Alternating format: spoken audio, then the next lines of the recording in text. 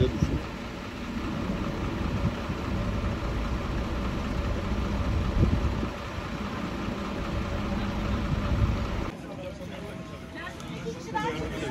Uzun boylular. İsmail. Uzun boylular. Böyle elden elde abi. Yavaş yavaş. Siz orayı indirin aşağı. Aşağı indir. Yavaş yavaş. Gel öyle. Sağ taraf. Korkma sen.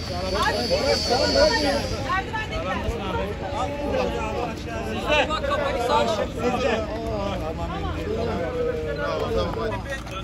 Ayak ucundan başla.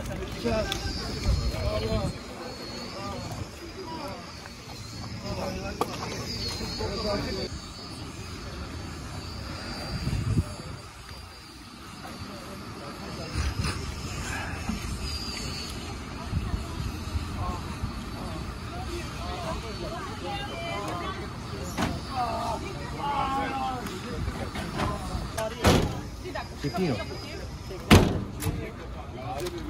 Hakan Süvari.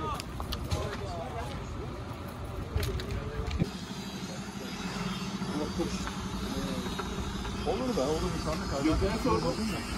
İşte Süvari'nin yanında.